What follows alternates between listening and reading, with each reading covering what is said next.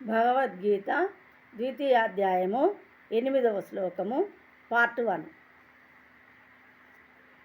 నహి ప్రపశ్యామి మమాపనుద్యాత్ యచ్చోకమిచ్చోషణమింద్రియాణం అవాప్య భూమావసపత్నమృద్ధం రాజ్యం సురాణామపి చాధిపత్యం. హి నిశ్చయముగా, నప్రపశ్యామి కనుగొనలేకున్నాను, మమ నా యొక్క, అపనుద్యాత్ తొలగింపగలిగినట్టి, యత్ ఏదైతే, శోకం దుఃఖమును, ఉచ్చోషణం శోషింపజేయునట్టి, ఇంద్రియాణం ఇంద్రియముల యొక్క, అవాప్య పొంది, భూమౌ ధరిత్రిపై, అసపత్నం శత్రురహితమైన, బుద్ధం సమృద్ధమైన, రాజ్యం రాజ్యమును, సురాణం దేవతల యొక్క, అపి అయినను, చ కూడా, ఆధిపత్యము ఇంద్రియములను శోషింపజేయునటువంటి ఈ శోకమును తొలగించుకొను మార్గము నేను గాంచలేకున్నాను. దేవతల స్వర్గాధిపత్యము వలె సంపత్సమృద్ధమును మరియు శత్రురహితమును అగు రాజ్యమును ధరిత్రిపై సాధించినను ఈ శోకమును నేను తొలగించుకొనజాలను. భాష్యము.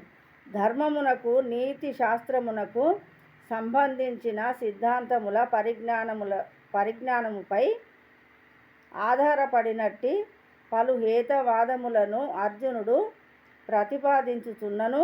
ఆధ్యాత్మికాచార్యుడైన శ్రీకృష్ణ భగవానుని సహాయము లేకుండా తన వాస్తవ సమస్యను అతడు పరిష్కరించుకొనజాలనట్లు తెలియచున్నది.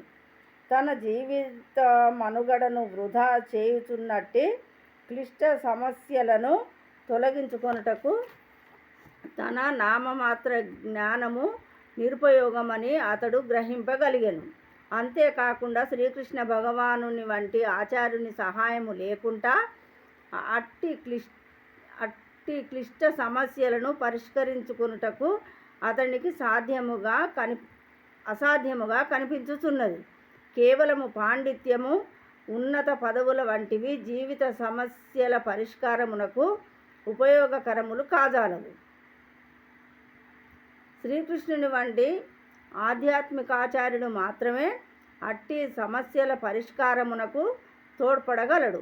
కనుక సారాంశమేమనగా 100% కృష్ణ చైతన్యవంతుడైన ఆధ్యాత్మికాచార్యుడే ప్రామాణిక ఆచార్యుడు కాగలడు. ఎందుకనగా అట్టివాడే జీవిత సమస్యలను పరిష్కరింపగలడు. సాంఘిక స్థితిలో ఎట్టి సంబంధము లేకుండా కృష్ణ చైతన్య విజ్ఞానమునందు నిష్ణాతుడైన వాడు మాత్రమే నిజమైన ఆధ్యాత్మికాచార్యుడని శ్రీ చైతన్య మహాప్రభువు తెలిపి ఉండెను. కిబా విప్ర కిబాన్యాసి శూద్రకేనేనం ఏ